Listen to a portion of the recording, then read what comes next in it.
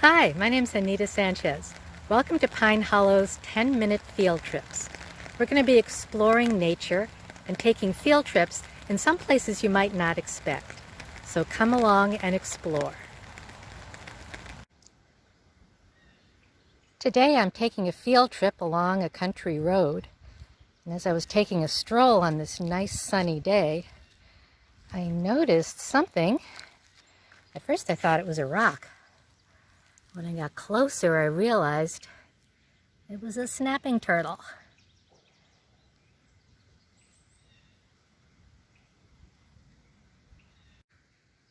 What's a snapping turtle doing along the road? Well, she's left her pond, and she just successfully crossed the road, which is great.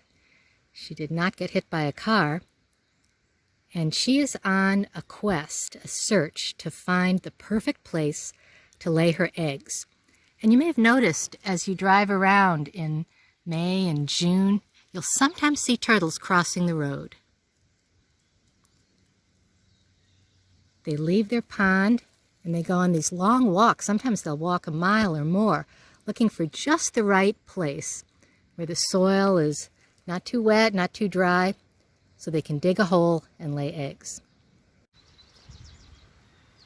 Now, how can you tell she's a snapping turtle and not some other kind of turtle? Well, she's got a very flat shell. It doesn't stick up high like a box turtle shell would. And it's got these jagged points on the back. That's one of the signs of a snapping turtle. Now, she's just a small one. You can see she's not very big. And I'm very careful. I'm not going to put my hand in front of her nose. I'll just very gently touch her tail so you can see her tail. Looks like a stegosaurus, doesn't it? Snapping turtles always make me think of dinosaurs. And of course, they're reptiles. Now, she's not too sure about being a movie star here. She's hoping, I think, that I haven't noticed her. If she holds very still, maybe I'll go away. She's moved off into the grass a little now, and I'm not going to pick her up because, as their name might make you think, snapping turtles can snap. They can bite. But they have a really bad reputation. Snapping turtles are not evil things out looking to bite people on purpose. In fact, they're really not very aggressive, but their snap is the way they get their food. They hang out on the bottom of the pond, and you can see they look just like a rock on the bottom of the pond, and then when something swims by, like a little fish or something, they suddenly snap out their jaws and bite. So I'm going to keep my fingers well away from her mouth and just look really closely at her using the zoom on the video, but I'm not going to get too close to her because I don't want to bother her, for one thing, and because if I was going to wave my finger in front of her mouth, that would not be a good idea. She's just sitting there thinking very quietly, hoping I'll go away, which I will do in a minute, and leave her alone, and she'll continue her quest for the perfect egg-laying spot.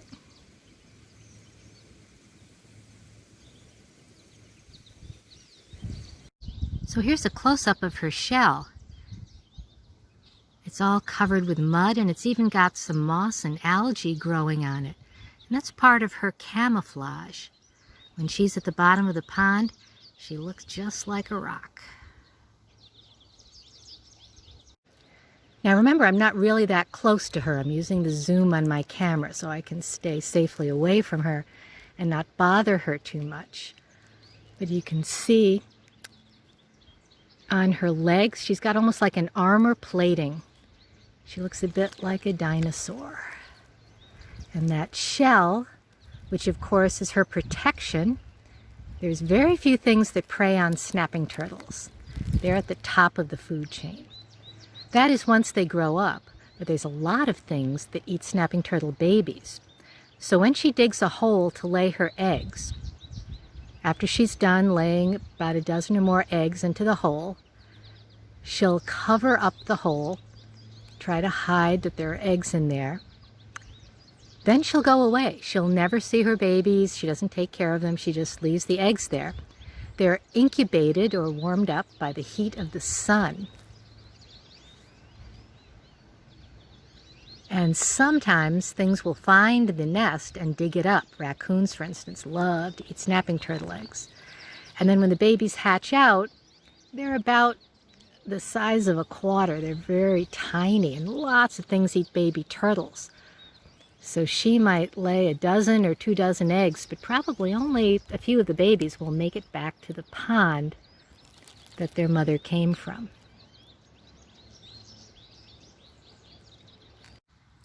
So now I'll say goodbye to the turtle. I don't want to bother her. She's got work to do. She's off on her quest to find the perfect nesting spot. And she's far enough away from the road now to be safe, so I can leave her alone. If you ever do see a turtle crossing the road, you want to be really careful, of course, about going near traffic. But if I'd found her or an even bigger snapping turtle crossing the road, I might try to encourage her to get out of the road. You never want to pick up a snapping turtle, because remember, they can snap. I might put a blanket over her and then gently try to drag her off to the side of the road. But fortunately, she's safe over on the side now.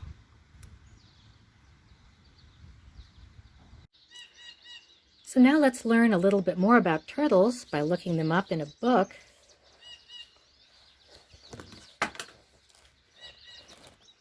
Snapping turtles can get really big. They can get a foot or more long, and they can weigh up to, the biggest one, some of the biggest ones ever can be about 70 pounds. So she was just a small young turtle. This is a picture of what they look like on the underside. You can see they don't have much shell on their stomach because they're always on the bottom of the pond. There's really nothing that's going to be getting underneath them, so they don't need a lot of protection on the bottom. Some snapping turtles can get really big, and they can live a long time too. They can live to be 50 years old or more. So that was just a young turtle. That may have been the first time she was out looking for a place to lay eggs. And so hopefully she'll have a lot more egg-laying trips in her future. Once a year, the turtles come out to lay their eggs. Now there's many different types of turtles. They come in all different shapes and sizes. There's a spotted turtle with the cool polka dots on it. But there's a very common type of turtle. If you've been to a nature center or a park and you've seen turtles sunning themselves on a log, it was probably this kind of turtle, a painted turtle. They're called painted turtles not because someone painted them, but because it looks like someone painted them. They've got yellow and red markings on their shell and on their bodies. So the next time you go out for a walk or a drive, keep your eyes open for turtles along the side of the road. Thanks for coming along. See you next time.